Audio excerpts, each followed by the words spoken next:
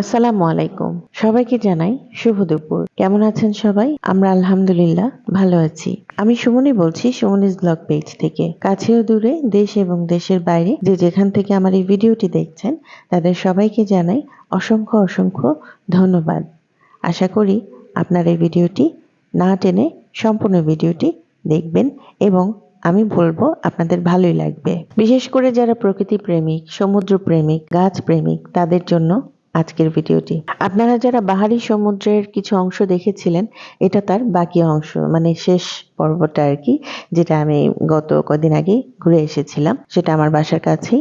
আর এই ফলটা কি আমি ঠিক বলতে পারছি না, তবে গাছটা আমার কাছে দেখে একবার মনে হচ্ছে সুপারি, আবার খেজুর, কিন্তু কোনোটাই আমার মনে হচ্ছে এটা না। আমি আবার একটু ধরেও দেখলাম, কিন্তু ঠিক বলতে পারছি না। আপনারা চাইলে বলতে পারেন যদি জেনে থাকেন। আর এখানে এসে আমি একটা বিয়ের প্রোগ্রাম দেখলাম, ইন্ডিয়ানদের একটা বিয়ের প্রোগ্রাম, খুব সিম্পল ভাবে সাজানো। আর বিয়ের প্রোগ্রাম এখনো শুরু হয়নি, এটা সন্ধ্যার সময়টা ওরা দেরি করে, মানে রাত করেই ওদের প্রোগ্রামটা শুরু হয়েছিল। আমি যখন এখানে ডিনার শেষ করে বের হয়ে আসছিলাম, তখন দেখছি যে ওদের প্রোগ্রাম শুরু হচ্ছে, যার কারণে আর সেটা আমি ধারণ করতে পারিনি ঠিক মতো। তবে সাজানোটা খুব সুন্দর এবং ভালো লেগেছে আমার কাছে। এরপর চলে এসেছি একটা পাশে সমুদ্রের, যেখানে বসে এখানে খাওয়া দাওয়া বা ডিনার অ্যারেঞ্জ করা হয়। এটা বলতে গেলে অনেক জায়গায় বসে খাওয়া যায়। তো আমি একটা পাশে এসেছি, তো যেখানে বসলে আসলে সমুদ্র দেখা যায়, আমি সেই ভিউটা চাচ্ছিলাম।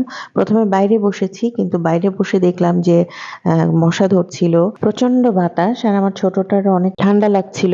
আর ওইদিকে সমুদ্র দেখা যাচ্ছে এখানে বসে, তো ভাবলাম ভেতরেই যাই। আর ডেকোরেশন গুলো খুব সুন্দর।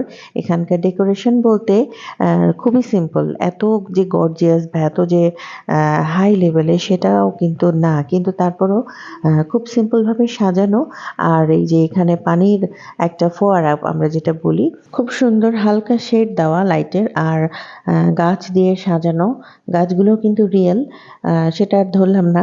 আমার দেখে খুব ভালো লাগছে। আর এই পাশটা একটু শ্যাওলা পড়া, এটাও আমার কাছে খুব ভালো লাগছে দেখে। পাশাপাশি দুইটা ফোয়ারা, তো এক পাশেরটা বন্ধ করে রেখেছে, আমার কাছে মনে হচ্ছে ওটাও ছেড়ে রাখলে ভালো হতো। তো এর মধ্যে আমরা খাবারের অর্ডার দিয়ে দিয়েছি।